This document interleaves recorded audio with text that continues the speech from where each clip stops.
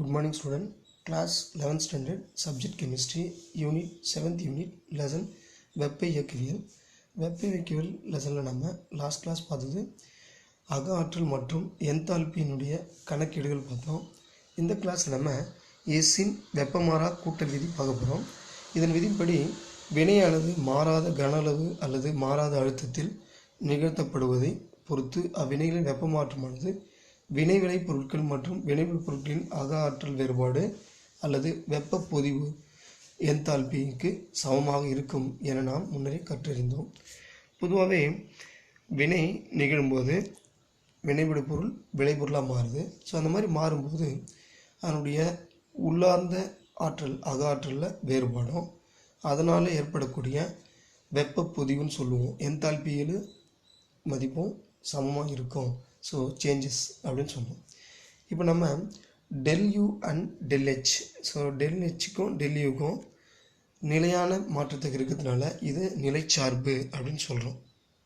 எனவே ஒரு கொடுக்கப்பட்ட வினையின் வெப்பம் உறிஞ்சப்படுதல் அல்லது உமிழ்ப்படுதல், அதாவது உமிழ் வினையானாலும் சரி உட்கொள்ளுதல் வினையானாலும் சரி, ஸோ நிலையான ஆரம்ப மற்றும் இறுதி நிலைகளை பொறுத்து அமையுமே தவிர அந்த வினை எந்த வழிகளில் நடக்குது அல்லது எத்தனை படிகளில் நடக்குது, so 1 or 2 or more reaction இருக்கலாம்.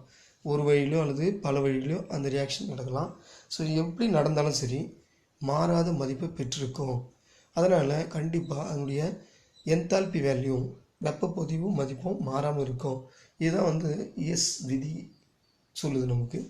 ஸோ எஸ்ன்ற சயின்டிஸ்ட் சொன்னதுனால இந்த விதி நம்ம எஸ் விதியின் பெயரில் கொடுக்குறோம். பொதுவாக மாறாத கன அளவு அல்லது மாறாத அழுத்தத்தில் ஒரு வினை நிகழ்வதாக பார்ப்போம். அந்த வினை ஒரு படிகளோ அல்லது பல படிகளோ நிகழ்வுன்னு வச்சுங்க. அப்போ ஆரம்பம் மற்றும் இறுதி நிலைகள் மாறாதிருப்பின் பொதுவாக எத்தனை படி நிகழ்ந்தாலும் உருவாகிற ப்ராடக்ட் விளைபொருள் எப்போதும் நம்ம ஒரு படி நிகழ்கிற வினையானாலும் சரி பல படிகள் அந்த வினையை நிகழ்ந்து தந்தாலும் சரி சமமான மதிப்பை பெற்றிருந்தால் அதனுடைய என்தால்பி மதிப்பும் மாறாமல் இருக்கும். ஸோ எக்ஸாம்பிளுக்கு ஏன்ற வினைபடு பொருள் பின்ற விளைபொருளை தருதா கன்சிடர் பண்ணுவோம். அதனுடைய ரியாக்ஷன் டைரக்ட் ரியாக்ஷன் கொடுத்துருக்காங்க del H R. So changes of enthalpy reaction கொடுத்துருக்காங்க. இது இன்கேஸ் 2 or 3 ஸ்டெப்ஸில் நிகழ்தாக இருந்தால், ஸோ ஃபஸ்ட் ஸ்டெப்ஸ் பார்த்திங்கன்னா டெல் ஹெச்1 சொல்லுவோம். ஏன்ற பொருள் எக்ஸ் என்ற இன்டர்மீடியட் காம்பவுண்ட் தருது. இந்த இன்டர்மீடியட் காம்பவுண்ட் ஒய் என்ற இன்டர் காம்பவுண்ட் இன்னொரு இன்டர்மீடியட் காம்பவுண்ட், அதாவது இடைநிலை பொருளை தருகிறது. இந்த இடைநிலை பொருள் மேலும் வினைபட்டு பி என்ற பொருளை தருது. அப்போது 3 வழிகளில் இந்த ரியாக்ஷன் நடக்க வாய்ப்பு இருக்குது. ஸோ அப்போ 3 படிகளில் கூடுதல் தான் இந்த ரியாக்ஷனுடைய டோட்டல் வேல்யூவாக இருக்கும். அதனால் கால்குலேஷன் படி பார்த்திங்கன்னா டெல் ஹெச்ஆர், அதாவது ரியாக்டனுடைய சேஞ்சஸ் ஆஃப் என்தால்பி அது எதுக்கு சமமாகுன்னா, ஸோ ஃபஸ்ட் ரியாக்ஷனுடைய சேஞ்சஸ் ஆஃப் என்தால்பி, செகண்ட் ரியாக்ஷனுடைய என்தால்பியினுடைய மாற்றம், அதே போல் மூணாவது ரியாக்ஷனுடைய அதனுடைய என்தால்பி மாற்றத்துக்கு கூடுதலின் சமமாக இருக்குன்றது எஸ் விதியினுடைய கூற்று. ஸோ இதனுடைய எஸ் விதியினுடைய பயன்பாடுகள் அப்படின்னு சொன்னோம்னா, என்தால்பி மதிப்புகளை எளிதில் அளவிட முடியாத வினைகளுக்கு எஸ் விதியை பயன்படுத்தி வினை என்தால்பி மதிப்புகளை கணக்கிடலாம். இப்போ எல்லா வினைகளுக்கும் நம்ம என்தால்பி வேல்யூ கால்குலேட் பண்ண முடியாது. அப்போ ஏற்கனவே வேறு ஒரு வழியில் கண்டுபிடிச்ச வேல்யூவை இதனுடைய வழியாக நம்ம என்ன பண்ணலாம். ஸோ எக்ஸாம்பிளுக்கு கார்பன் மோனாக்சைடு, தூய கார்பன் மோனாக்சைடு ஆக்சிஜனேற்றம் அடைகிற என்தால்பி ஈஸியாக அளவிட முடியாது, மிக மிக கடினமானது. எனவே கார்பன் மோனாக்சைடுடைய என்தால்பி வேல்யூ கால்குலேட் பண்ண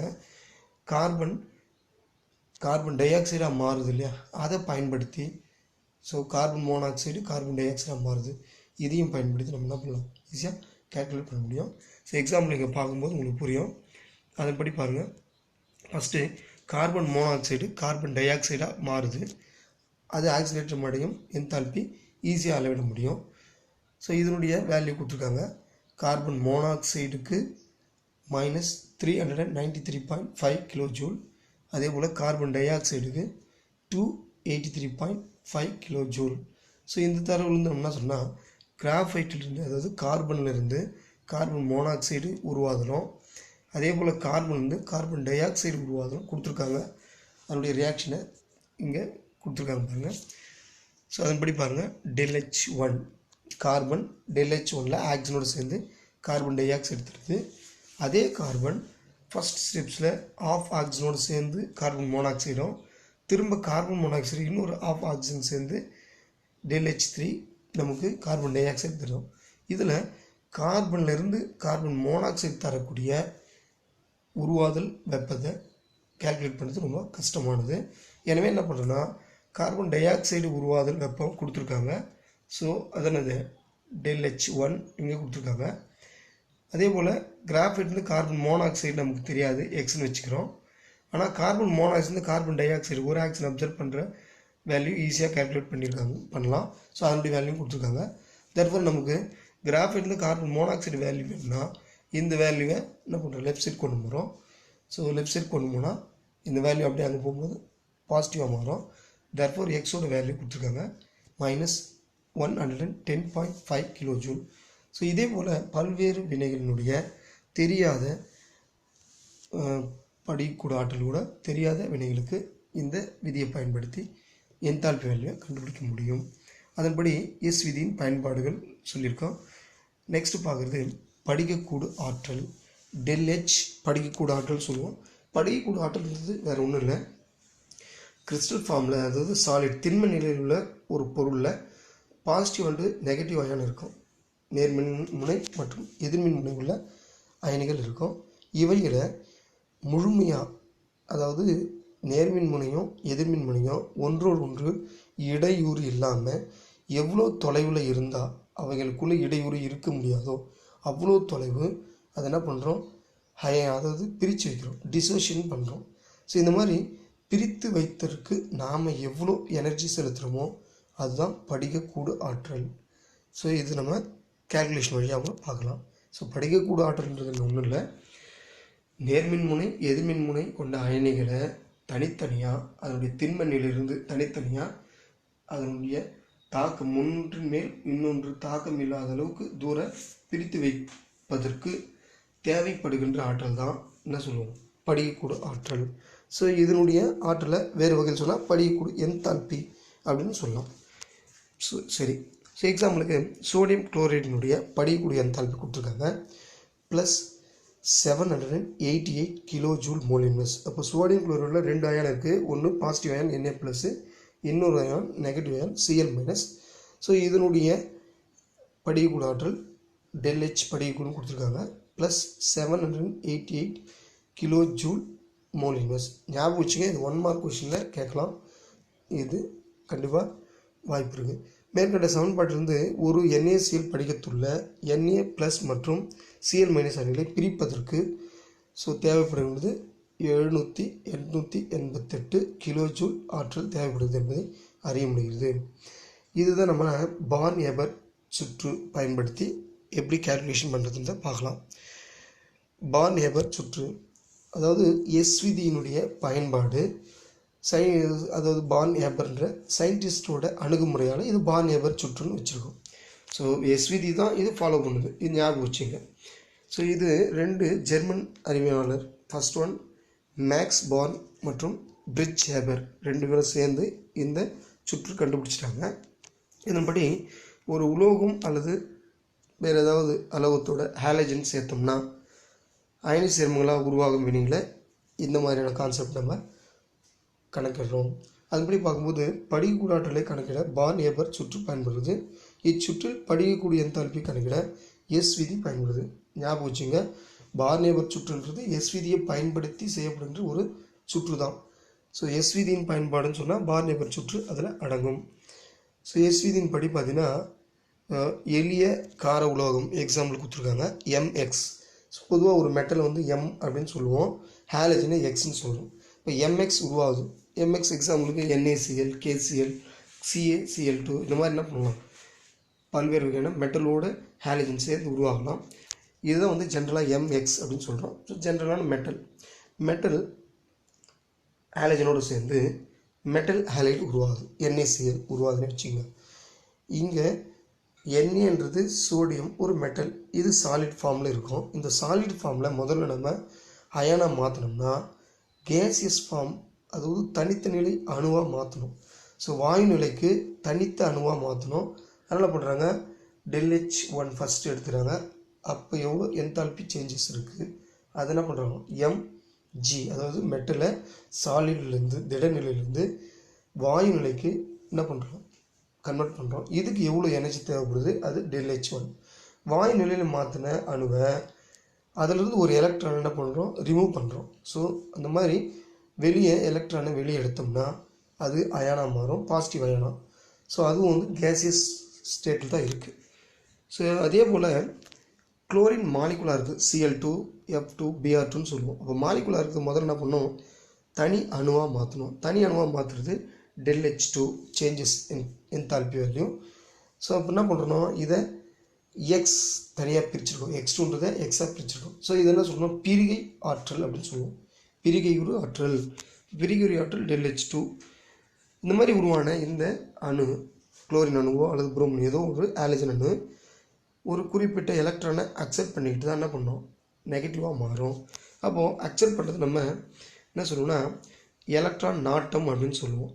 ஒரு அணு எலக்ட்ரானை ஏற்று ஒரு குறிப்பிட்ட ஆற்றலை வெளியிட்டால் அதுக்கு பேர் எலக்ட்ரான் நாட்டம். அப்போ எலக்ட்ரான் நாட்டத்தினால் ஏற்படக்கூடிய என்தால்பி சேஞ்சஸினுடைய வேல்யூ தான் ΔH4.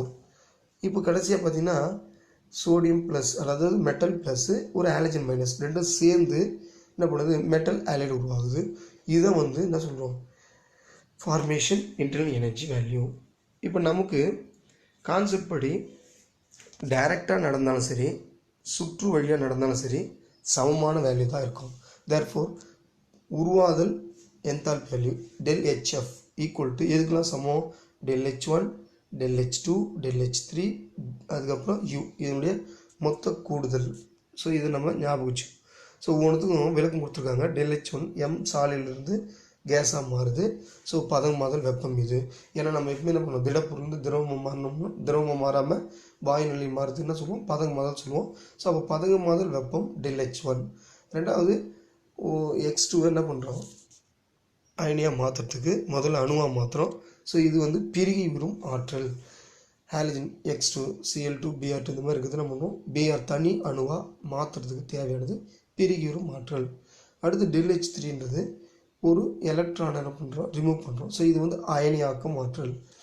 ஒரு எலக்ட்ரானை அவுட்டர் மோஸ்ட்லேருந்து ரிமூவ் பண்ணால் அதுக்கு தேவைப்படுற எனர்ஜி நம்ம தான் சொல்லுவோம் அயனியாக்கம் ஆற்றல். அதே போல் ΔH4ன்றது எலக்ட்ரான் குளோரினால் அப்சர்வ் பண்ணப்பட்டு கொடுக்கப்படுது. இது பேர் எலக்ட்ரான் நாட்ட மதிப்பு சொல்லுவோம். அப்போ டோட்டலாக பார்த்தீங்கன்னா இந்த வேல்யூ யூன்றது திண்மம் mx உருவாதலின் படியக்கூடு ஆற்றல் சொல்லுவோம். தர்ஃபோர் ΔHF ஃபார்மேஷன் ஆகுது உருவாதல் வெப்பம் அப்படின்னு பார்த்தோம்னா எஸ்ஸின் விதிப்படி ஃபார்மேஷன் எதுக்கு சமமாகும்னா ΔH1 ΔH2 ΔH3 ΔH4 and U. So இதனுடைய மொத்த கூடுதல் தான் உருவாதல் வெப்பம் என்தால்பின்றதை நம்ம தெரிஞ்சுக்கணும். ஸோ எக்ஸாம்பிளுக்கு NaCl படிக்க கொடுத்துருக்காங்க. அதே தான் சேம் கான்செப்ட்டு இது எக்ஸாம்பிளாக கொடுத்துருக்காங்க. அப்போ சோடியம் கார்பனேட் நம்மனா சோடியம் குளோரைடு நம்ம என்ன பண்ணுறோம் வினையில் ஈடுபடும் பொருட்கள் தனிம நிலையிலும் வினை பொருட்கள் தங்களின் திட்ட நிலையிலும் 1 பாரோமீட்டர் மாறாத அழுத்தம்னு சொன்னோம் இல்லையா. அப்போ இங்கே பொறுத்தவரைக்கும் 1 பாரோமீட்டர் அழுத்தத்தை மெயின்டைன் பண்ணி இந்த என்தால்பி NaCl மாற்றத்தை என்ன பண்ணுறாங்க கேல்குலேட் பண்ணுறாங்க. அதன்படி NaCl உருவாகும் போது 5 படிகள் நீடுவதாக கருதும். இப்போ சொன்னால் அதே 5 படிகள் தான். ஸோ அதன்படி பாருங்கள் NaCl Na மெட்டல் சாலிடாக இருக்குது. ஸோ கேசியஸ் ஃபார்மில் கன்வெர்ட் பண்ணுறோம். அது திரும்ப என்ன பண்ணுறோம் அயனியாக கன்வெர்ட் பண்ணுறோம். அதே போல் குளோரின் மாலிகுலாக இருக்கிறது தனி ஆட்டமாக கன்வெர்ட் பண்ணி தென் அதை ஒரு எலக்ட்ரான் அக்செப்ட் பண்ணிக்கிட்டு எலக்ட்ரான் நாட்டத்தினால எலக்ட்ரான் அக்செப்ட் பண்ணிட்டு ரெண்டுத்தினுடைய கூடுதல் தான் லாஸ்ட்டாக என்ன பண்ணுறோம் NaCl உருவாகுது. ஸோ இதனுடைய வேல்யூ நம்ம என்ன பண்ணுறோம் சப்ஸ்டிட் பண்ணோம்னா கடைசியாக நமக்கு கிடைக்குது ΔH வேல்யூ லாஸ்ட்டாக கொடுத்துருக்காங்க பாருங்கள் U equal to -788 kilo joule mole inverse. So இதுதான் வந்து படிக்கூட ஆற்றல் மதிப்பில் உள்ள இந்த எதிர்குறி, அதாவது மைனஸ் கொடுக்குறாங்க இல்லையா. இது காரணம் என்னென்னா நம்ம ஏற்கனவே சொன்ன மாதிரி NaCl உருவாகும் போது நாம் அதாவது ஆற்றல் என்ன பண்ணுவோம் அதனுடைய ஆற்றல் பிரிக்கிறதுக்காக கொடுப்போம். அது உருவாகும் போது நமக்கு ஆற்றலை கொடுத்து அது உருவாகும். ஸோ அப்போ NaCl நம்ம அயனியாக மாற்றினோம்னா எனர்ஜி செலுத்தணும். இதே NaCl உருவாகுதுன்னா அது எனர்ஜி நமக்கு கொடுக்கும். ஸோ வெப்ப உமிழ்வினைன்றதை இங்கே குறித்து காட்டுது. Thank you. See you next class.